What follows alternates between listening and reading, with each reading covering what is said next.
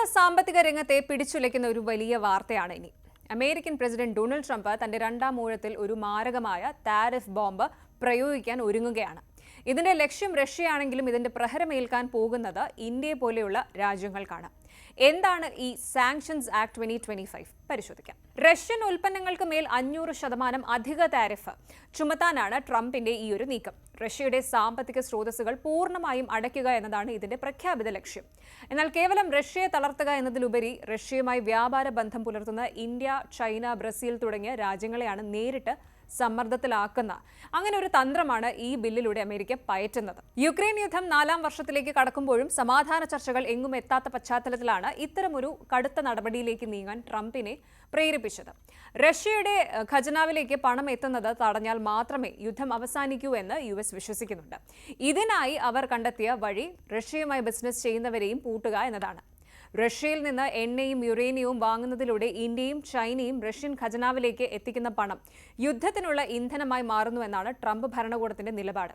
ഇതിനെ പ്രതിരോധിക്കാൻ താരിഫ് ഒരു മാരക ആയുധമായി പ്രയോഗിക്കുകയാണ് അമേരിക്ക. ഇന്ത്യയെ സംബന്ധിച്ചിടത്തോളം ഇത് വളരെ ക്രിട്ടിക്കലായ ഒരു സിറ്റുവേഷനാണ് എന്ന് പറയണം. കാരണം നമ്മൾ റഷ്യയിൽ നിന്ന് വലിയ തോതിൽ കുറഞ്ഞ വിലയ്ക്ക് ക്രൂഡ് ഓയിൽ ഇറക്കുമതി ചെയ്യുന്നുണ്ട്. കൃത്യമായി പറഞ്ഞാൽ റഷ്യയിൽ നിന്ന് ഏറ്റവും കൂടുതൽ എണ്ണ ഇറക്കുമതി ചെയ്യുന്ന രണ്ടാമത്തെ രാജ്യമാണ് ഇന്ത്യ. ഇത് നമ്മുടെ രാജ്യത്തെ ഇന്ധനവില നിയന്ത്രിക്കാൻ ഏറെ സഹായിക്കുന്നുണ്ട്. അതുപോലെ പണപ്പെരുപ്പം തടയാനും ഏറെ സഹായിച്ചിട്ടുണ്ട്. എന്നാൽ ട്രംപിന്റെ പുതിയ നിയമപ്രകാരം ഇന്ത്യ റഷ്യൻ എണ്ണ വാങ്ങുന്നത് തുടരുകയാണെങ്കിൽ അമേരിക്കയിലേക്ക് നമ്മൾ കയറ്റുമതി ചെയ്യുന്ന സാധനങ്ങൾക്ക് 500% അധിക നികുതി നൽകേണ്ടി വരും. ഇത് ഇന്ത്യൻ IT മേഖലയെയും ഫാർമസ്യൂട്ടിക്കൽസ് അതുപോലെ വസ്ത്രവ്യാപാരം തുടങ്ങിയ പ്രധാന കയറ്റുമതി മേഖലകളെയും സാരമായി തന്നെ ബാധിച്ചേക്കാം.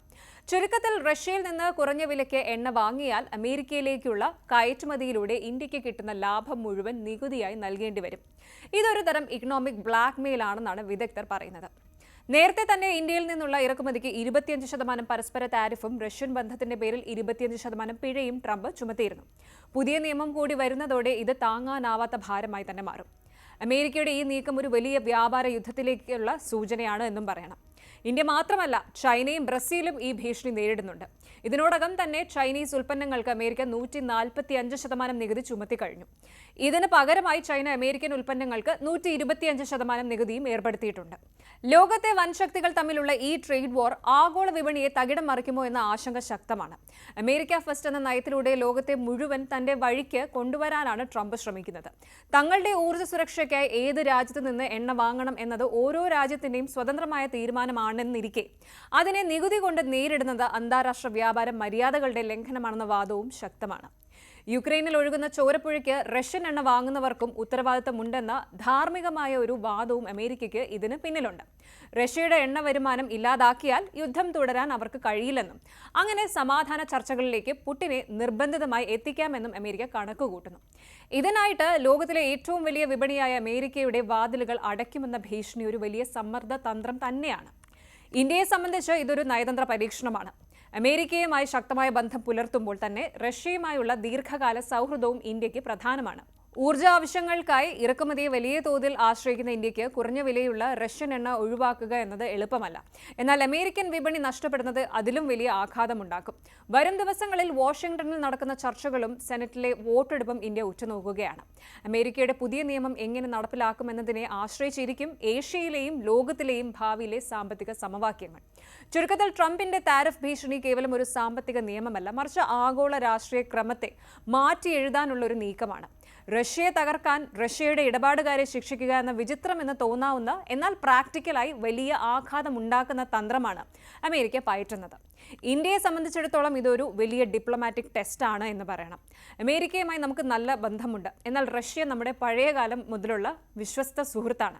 സ്വന്തം രാജ്യത്തിന്റെ ഊർജ്ജ സുരക്ഷ നോക്കണോ അതോ അമേരിക്കൻ വിപണി സംരക്ഷിക്കണോ എന്ന കഠിനമായ തീരുമാനമാണ് മോദി ഗവൺമെന്റിന് മുന്നിലുള്ളത്. അടുത്തയാഴ്ച അമേരിക്കൻ സെനറ്റിൽ ഈ ബില്ലിന്മേൽ വോട്ടെടുപ്പ് നടക്കും. ലോകം മുഴുവൻ ഉറ്റുനോക്കുന്നത് അങ്ങോട്ടേക്കാണ്.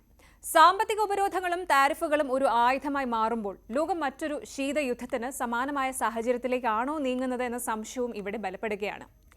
ഇന്ത്യയും ചൈനയും ബ്രസീലും ഉൾപ്പെടുന്ന വികസ്വര രാജ്യങ്ങളുടെ കൂട്ടായ്മകൾ ഈ വിഷയത്തിൽ എന്ത് നിലപാട് സ്വീകരിക്കുമെന്നത് നിർണായകമാണ്. അമേരിക്കയുടെ സമ്മർദ്ദത്തിന് വഴങ്ങിക്കൊണ്ട് റഷ്യൻ എണ്ണ ഉപേക്ഷിക്കണോ അതോ സ്വന്തം സാമ്പത്തിക താൽപര്യങ്ങൾ സംരക്ഷിച്ചുകൊണ്ട് താരിഫ് ഭീഷണി നേരിടണോ എന്ന കഠിനമായ തിരഞ്ഞെടുപ്പാണ് ഇന്ത്യക്ക് മുന്നിലുള്ളത്. ഈ വ്യാപാര യുദ്ധം ആഗോള ഉപയോക്താക്കൾക്ക് മേൽ വിലക്കയറ്റത്തിന്റെ ഭാരമായി മാറാതിരിക്കാൻ അന്താരാഷ്ട്ര തലത്തിലുള്ള നയതന്ത്ര നീക്കങ്ങൾ അനിവാര്യമാണ്.